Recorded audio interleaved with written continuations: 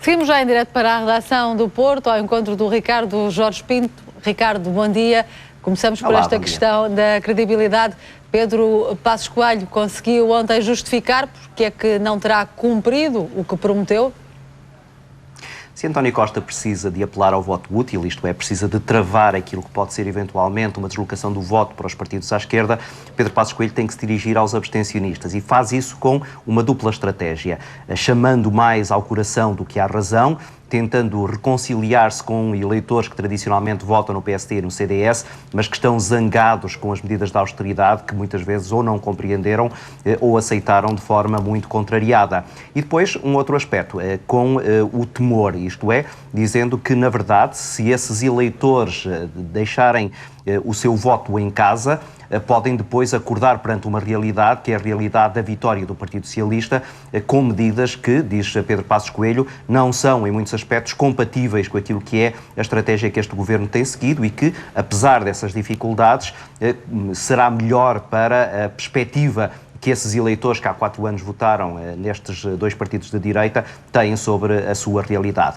Qual é a eficácia deste discurso? Isto é aquilo que veremos no dia 4 de outubro, na medida em que me parece que esses tais indecisos, quer aqueles que não sabem se vão votar mais à esquerda do PS ou aqueles que não sabem sequer se vão sair de casa para votar, vai prolongar-se, esses indecisos vão ficar nessa situação praticamente até ao dia das eleições. Ricardo, falavas aqui no mais coração do que razão. Isso poderá querer dizer que vamos assistir a uma mudança estratégica agora que a campanha eleitoral vai arrancar?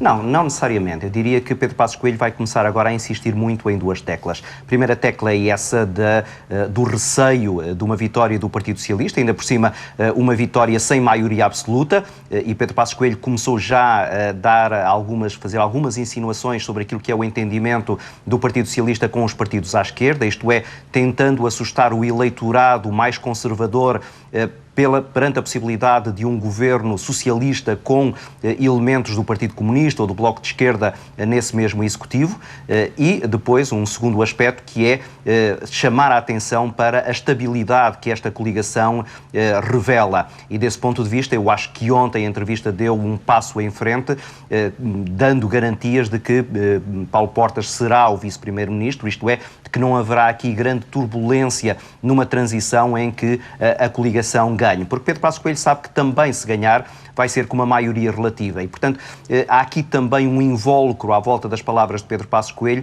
que deixam a entender que ele já não está a fazer apenas campanha para o dia 4 de outubro, ele já está a fazer também campanha para umas eleições antecipadas que, ele já o disse, é o cenário mais provável depois dessa vitória com maioria relativa. Em relação a medidas e a números, tem sido uma das falhas apontadas, pouca concretização. Ontem, Pedro Passos Coelho, no que diz respeito, por exemplo, ao corte para a Segurança Social, conseguiu ir mais além?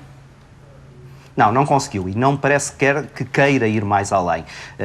Montou ontem uma estratégia no debate que lhe correu bem, ou melhor, que António Costa permitiu que lhe corresse bem. Até agora o Partido Socialista atirava contra a coligação esse argumento. Nós temos contas feitas, vocês não têm. Ontem, com a gafe de António Costa relativamente à Segurança Social, o Partido Socialista ficou também um pouco desprovido dessa ferramenta. E, portanto, a partir de agora, eu acho que dificilmente Pedro Passos Coelho abrirá muito mais o jogo relativamente a essas contas. E por isso é que eu há pouco dizia que a campanha agora vai centrar-se muito à volta daquilo que são as questões emotivas, mais do que as questões racionais. Dificilmente os eleitores, a partir de agora e até o dia 4, saberão muito mais daquilo que está dentro do programa destas duas principais candidaturas e vão ser confrontados com aquilo que é a percepção e, sobretudo, esse tal ambiente emocional que, de alguma maneira, radicalizando, configuram aquilo que são a postura da coligação e a postura do Partido Socialista. Tal mais coração de que falavas. Ricardo Jorge Pinto, obrigado aqui então à análise do comentador da RTP, esta entrevista de Pedro Passos Coelho.